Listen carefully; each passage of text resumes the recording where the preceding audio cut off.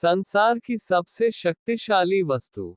दोस्तों, क्या आपको पता है कि इस संसार की सबसे शक्तिशाली वस्तु क्या है? और क्या वो आपके भी पास भी है? और अगर है तो क्या आप उसका प्रयोग करना जानते हैं? आइए इस कहानी के माध्यम से इन बातों को समझते हैं। एक दिन गुरुकुल के शिष्यों में इस बात पर बहस छिड़ गई कि आखिर इस संसार की सबसे शक्तिशाली वस्तु क्या है। कोई कुछ कहता, तो कोई कुछ। जब पारस्परिक विवाद का कोई निर्णय न निकला तो फिर सभी शिष्य गुरुजी के पास पहुंचे। सबसे पहले गुरुजी ने उन सभी शिष्यों की बातों को सुना और कुछ सोचने के बाद बोले, तुम सबों की बुद्धि खराब हो गई है। क्या ये अनाप शनाप निरर्थक प्रश्न कर रहे हो?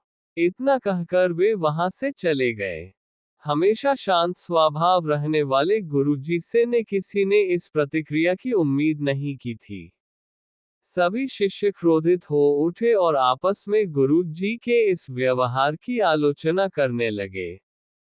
अभी वे आलोचना कर ही रहे थे कि तभी गुरुजी उनके समक्ष पहुंचे और बोले, मुझे तुम सब पर गर्व है। तुम लोग अपना एक भी क्षण व्यर्थ नहीं करते और अवकाश के समय भी ज्ञान चर्चा किया करते हो।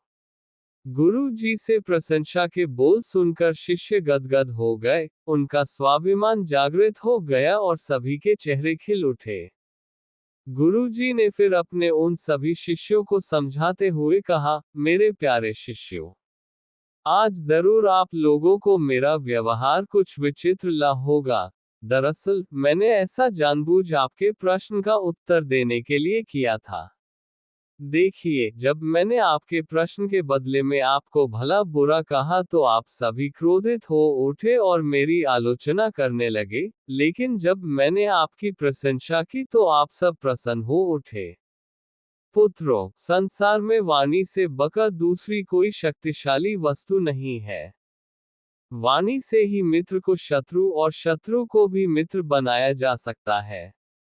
ऐसी शक्तिशाली वस्तु का प्रयोग प्रत्येक व्यक्ति को सोच समझकर करना चाहिए। वाणी का माधुर्य लोगों को अपनी ओर आकर्षित कर लेता है। गुरुजी की बातें सुनकर शिष्यगण संतुष्ट होकर लौट आए और उस दिन से मीठा बोलने का अभ्यास करने लगे। Moral of the story. Friends, हमारी बोली या हमारी वाणी बेहद शक्तिशाली होती है, जरूरत है इसका सही प्रयोग करने की। यदि हम अपनी बोली अच्छी रखते हैं और अपनी बात बिना औरों को ठेस पहुंचाए हुए कहते हैं तो ये हमारे व्यक्तित्व को संवारता है और हमें लोगों के बीच लोकप्रिय बनाता है।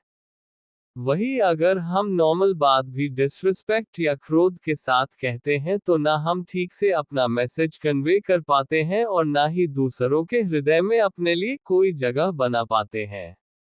अतः हमें हमेशा सही शब्दों और सही लहजे का चुनाव करना चाहिए।